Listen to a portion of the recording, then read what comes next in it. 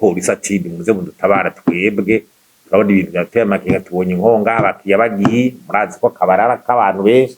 tubibonye ubunyene hariho n'umufuko tutazi biwurimo inzego z'igipolisi ziraza haje icegera c'utwara igipolisi mu ntara ya Ngozi azana n'umupeje aza kugira nyene peve nyene vyagenze barashika barakura uwo muzigo barakurikiza barabitwara cadutangaje rero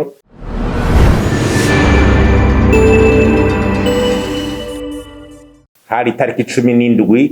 z'ukwezi kwa gatanu mu bihumbi 2026 cabereye mu ntara ya Ngozi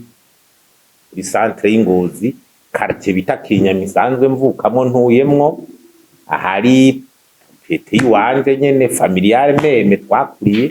hasanzwe hari ubunywero bufasha abantu kuruhuka ku mugoroba iyo bavuye ku mirimo n'ibindi utanze akazi kugwaruka rutari ruto ko bunywero bwisununuye hanyuma hari hagize imisi hari icika ry'umuyaga nkuba rimaze imisi yavuye kuco bita transfongo cari cahiye hari hagize imisi hari umwijima n'amaplaksore twari yaraha ugasanga ntatena umwanya munini nari kumbaza abe directeur general wa Regides ngino dufasha ico kibazo kandi ari karakidufasha mugabo rero hari inkozi y'ikibi dasanzwe yatengere muri uwo mwijima yinjira afise inkoho ijana inkoho n'agapfuko bakarimwo grenade mudu z'igisoda shasha n'iboti abitwara ahantu muri kwahantu hakunda kuba hari abakara ajyayo mu bakoresha mu gikoni mu gukinjika ivy'abakiriya bariko barasaba babiterekayo tegoro ngo baruhari twagiye twaze hirya no hino ababikora bashaka guca bagenda ngo babwire mu gipolisi ko afise inkuru hanyuma muri iryo joro nyene bukeye uriko buraca mu bucagucagu baca bagenda igipolisi kiza kugira fuye perquisition ngo hamaca babacerekana ati turafasha ibigwanisho kwa Faustin NDIKUMANA iwe mu nce nitwa ko jewe ntunze ibigwanisho icira umuriro rementanya ridasaye ko ndicira umuriro donc nshaka guhunganya umutekano w'igihugu kamara amazi hanyuma novuga ati ya mana dusenga idasanzwe yarabikoze kuko ujejwe umutekano w'aho hantu yaciye abibona utaradaca muri iryo joro nyene ataza guhamagarajira n'abandi bakozi baraza bakibibona bihutira gutelefona inzego z'umutekano igipolisi ati muze mudutabara twebwe turabona ibintu byateye amakenga tubonye inkonga abakiya bagiye murazi ko kabarara k'abantu benshi tubibonye ubunyene hariho n'umufuko tutazi biwurimo inzego z'igipolisi ziraza haje icegera c'utwara igipolisi mu ntara ya Ngozi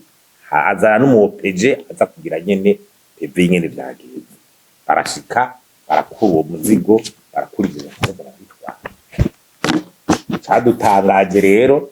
nawe wakoze rero ko ari 6 baciye bafatwa mu bagira enquête barafungwa abantu batabura kubaza ati none abantu batabaje baja gufungwa gute igihe twese twari enquête ayo enquête yego ni mubumbize n'ibisaga mugabo ibyumvikana ingene umuntu ari naho yoguma ku kazi uwo muhamagara ukagira ico mubajije kuko yago arinza gutabaza ntari karaje hama urujara dossier gabo ikintu kiri mu kiri charge kiri kuri abo bantu uko nta kihari no kwa procureur nta kihari abandi karabaza nawe ntaje ko nta kintu infraction nimwe bagiye bwa tugatangazwa n'ingene umengo hari ibindi bintu bishaka kubandanya kuri yo affaire kuri yo affaire ikindi nuko habaye inama y'umutekano harabaye inama y'umutekano irimwo inzego zose za province kunda kuba kuwa mbere irongowe na buramatari wa Butanyerera. Inzego z'igipolisi zose zihari, bazi ko bagira inzego z'igipolisi z'igisirikare, ba procureur, abajejwe iperereza, abajejwe ubutungane, bateze bose ariho bari. Ico kibazo kiravugirwa. Polisi yaje aravuga ati ico kibazo kimeze uku, abakozi bo muri Butanyerera barakitelefoneye baratubwira ko bafise ikibazo, turabatabara. Abantu batabura kwibaza ati none batabaye bopfungwa gute? N'amatohoza. Ayo matohoza rero ne sinzi yuko abana iyo abantu bigisha mu matohoza. Hanyuma rero muri ico gihe nubwo bumwe cababuga, cyo rero twebwe twagira dushikiriza abarundi n'abakungu. Faustin NDIKUMANA nta bigwanisho atunze, nta bigwanisho yigeze atuga, nta bigwanisho azotuga bicira umuriro. Iyo siyo ngwano yiwe, irazwi. Urugamba je ngwana rurazwi kuva kera muri iki gihugu. Ni n'ubw'intwari bereye ivyiyumviro, ubwenge, politike z'igihugu, amategeko icavuga. Iterambere ryoza gute? Ibyo twize, ibyo tubona ahandi kuri igihugu cyacu kivyo muri aka kaga. Niyo ngwano ya Faustin NDIKUMANA birazwi. Ushaka kundemeka ivyo bintu by'ibigwanisho n'akamara amazi, nasubiza ubwenge, akarutwa asubiza ubwenge. Fudiri kuba ari ibigwanisho bihuduburiye hejuru. Twagira kandi twiyamiriza iyo ngendo igayitse, teye isoni ikiri muri iki gihe. Bimwe mengo vyirementanye muri no myaka. Abantu nkabo igihugu uravye ngwane dufise gifise turiko barose ngene cyotera imbere ikagera ute uwe nabakaba kizinduka ngo je gucirirwanisho kwa naga. Murumva kwaga ibihe tukirimo harimo gukoze bw'ikibi burenze, mugabo harimo n'ubujuju cagata muri abo bantu. Kuko ndabona ingene uriko uracafuza isura y'igihugu, kuva yuko ibintu nk'ivyo biba mu gihugu. Ugasanga uriko uratesha icizere ku nzego igeze ko byanza ko zibikora, gatagubwiza ati rero n'inzego ziriko zikora iki, cyo bita credibilité des institutions. Igihugu none abibimba gikora nk'ibintu nk'abindi, ukawifuza ko umugwiza atunga yoza akagishiramo umutagira gute, bakigenza bakigenza uko ona kamara amazi. Ico gituma dusaba inzego zikomeye z'igihugu, umukuru w'igihugu, umushiranganje w'ubutungane, umushikizamanza kizigenza wa Republika, izo nzego z'igipolisi ziperereza n'izindi, abashinga amateka n'abavyo bahagarika ko kaja kabi muri iki gihugu. Viremena by'ibiki ibintu biteza urubwa igihugu babihagarike n'umuvumo twaba turiko turikwegera. Abantu bapfurwa bagira umushiranganje w'intwara w'ubutungane yari mu nama nshinga amateka, hariko aravuga abantu bapfungiye ubusa, avuga ati abantu bapfunga umukuru n'amashinga amateka izo ntwara zo mu butungane isi kanki abantu babahe baretse igipolisi bapfunga vyanka ko bafata inyungu bagira gute bigenze gute. Inzego zihari, le ministère public est unique et hiérarchisé.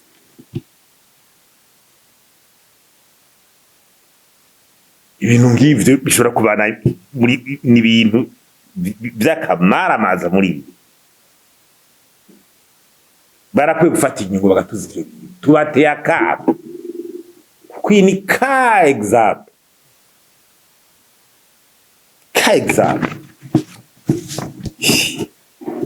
ni naho abantu barahateramira avuye kuzi bakagira gute. Hari matax tugatanga mu ikomine nyene n'iryo terambere rya komine, amarodo va turi hamwe muri za obere ni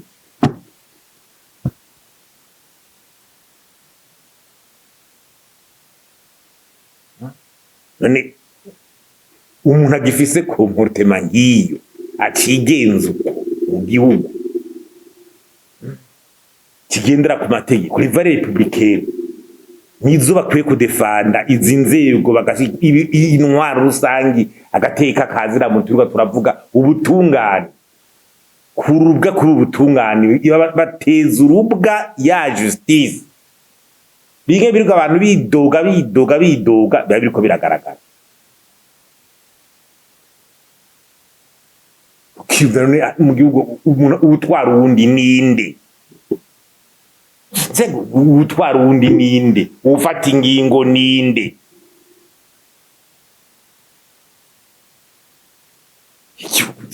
antadoro ufata ingingo ninde haro bapukira haro bose barabona situation yuko none ikibazo cyagihagarara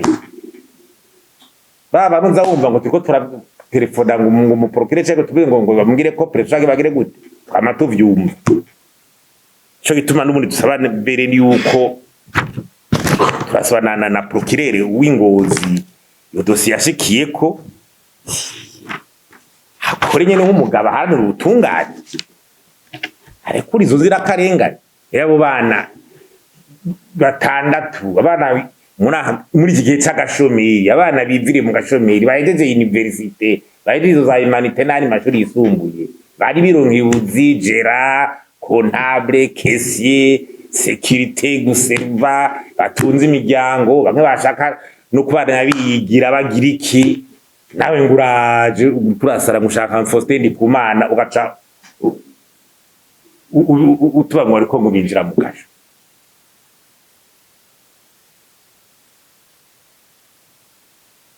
abana ariko bazira ikisivu tusaba ningo ntera kama abo babari kuri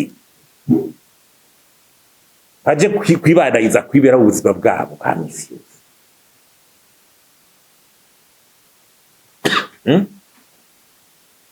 ukabona ko aho uri nyimba wakoze ibyo bintu ukabona ko umuntu ari karagenda uza gufungisha abana bifite imyaka 20 ningahe bakitangurira ubuzima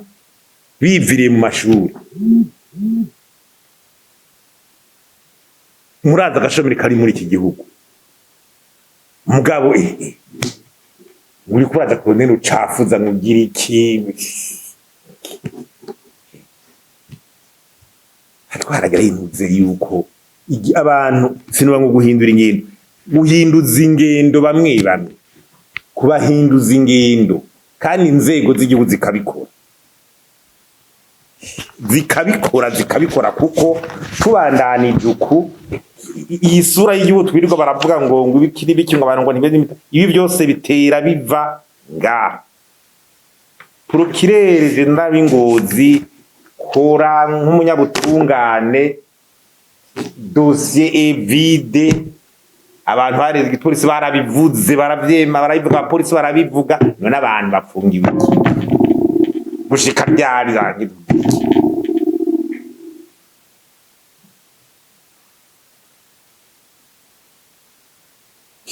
sinzi uko ari ukuvuga ati nakabyi abantu barakwiye kugufata sinzi ko ari ukuvuga bavuga ngo sinzi kubigira bavuga ngo Faustin tumugire nabi ngo kubintu ndi Faustin NDIKUMANA tumugire nabi kuki amwagwanyi wangi ibyo turiko turashikiriza bitirwa birashikizwa n'abandi nibi ni mu mbarira ingorane twe tuvuga mu nama nshinga amategeko buri sinabonye bagira tableau bavuga zazindi nta bantu babunye icegero cy'inda amashinga amateka berekana ngo ingorane zihanze abanyagihugu bagiye kugirisha enquête ntimwazisoma iya enquête ni Faustin NDIKUMANA ari yayikoze ejo bundi mu gikorane se n'umu mukuru w'umuganga avuga ati aha karengane turiko turakora hana muri za neza tubuza abanyagihugu kwidandariza bwira gute twiki tuti twihanura abanyagihugu nibatanyirwa ni nk'amazi ibijya nije nabivuze umushirangaji we gaca leta ibyo yirwanwa ati haguruka iki bingana gute umukuru w'igihugu wenyine ndari bavuga muri obuha ibintu biriko biratujana ahubwo hagufata ingingo tuje hamwe abandi sinzi yo bari n'ubujuju burenze ubu hageze ko abarundi bahaguruka bakavuga tuti igihugu tugisove gute, tugishire ku murongo gute, kije hamwe n'ibindi. Iyi myaka turiko turatakaza tugwa muri ubu bujuju mu ndyane, ibara vy'amahinguro ugasanga turi inyuma, igihugu ziko zirafata z'amakuzi usanga zimengo dutera kuzidukumira zigira gute. Kugira conscience ati tuje hamwe turabinge n'iki kintu tubigorora n'abavuka no musi bavuke jo igihugu mugabo tukaguma muri bwa bujuju bumwe bwo hasi.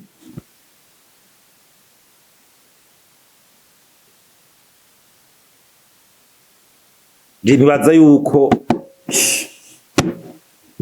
hageze kameme yuko na cane cane inzego z'igihugu ego zifata ingingo ziboneka kuko abana bashaka bagira inaba abandi haje Imana iratubona twese.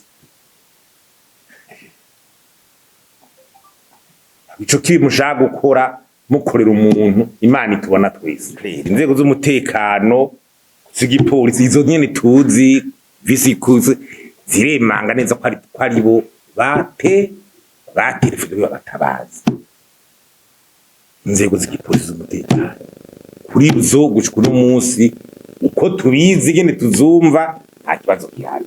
Ngabo dossier yitako iri mu butuga ko nitegeza kujisha kwa OPG akagira PV bye abonye nibiki akaja kwa procureur.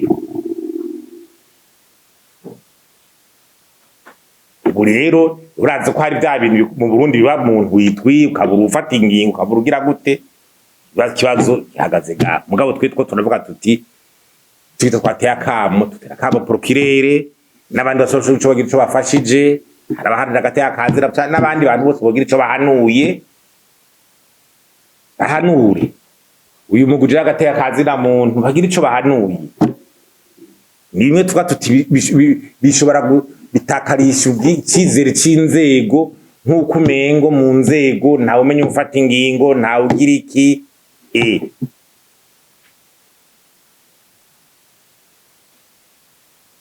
Ngo cy'abarongo ubutungane ngo ntawe uzigene bukora ngo bugwaye hehe ngo bwamunzwe n'iki,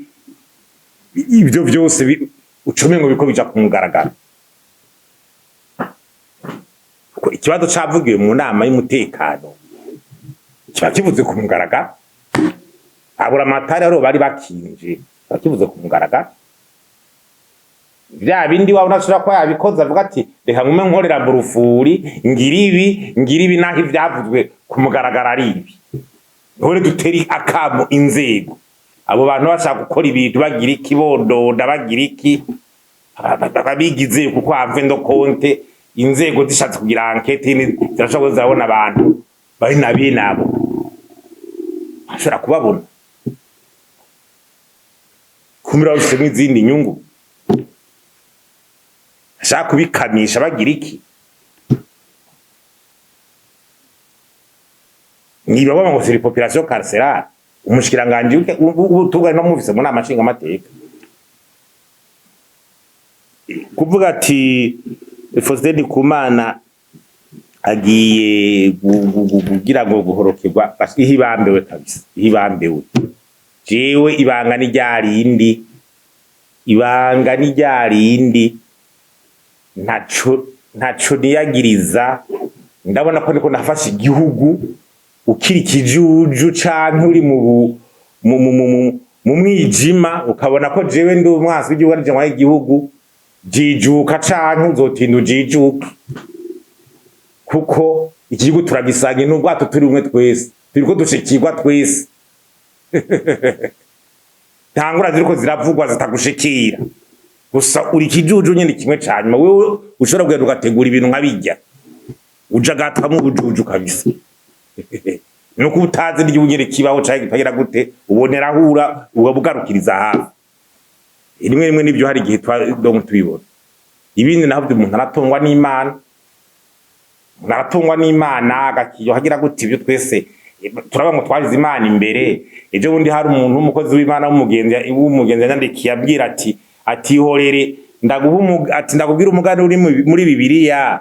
w'umwami yarakomeye n'intwaro yiwe yitwa Nabukodonozoro, ati yashatse kubwira ngo abantu basenga ikigwamana ciwe, ati haramwe abagabo babiri batatu uwitwa Shadrake, Meshake na Abdenego banse kubaha ivyo bintu by'ibigirwamana, ati batira mu nyenga y'umuriro, Imana yarabakingiye bavayo ni freshere. Babateye mu nyenga y'umuriro bavayo ni freshere neza, ati mu nyuma wa mwami ahubwo Imana yaramuhanye amarindwi arisha mu ishamba kandi arwarakomeye. Ivyo rero Imana ishatse gukingira umuntu iramukingira. Aho kantu karanankoze ukuntu umukozi w'Imana yakanyandikiye ati burya abamuriba burya byo mukora na mwebwe Imana irababo. Sinuhagarika rero nukuri sinuhagarika ufise ivyo nanyumve iyo yakingiye abo izo ntoye nanje zonkingira.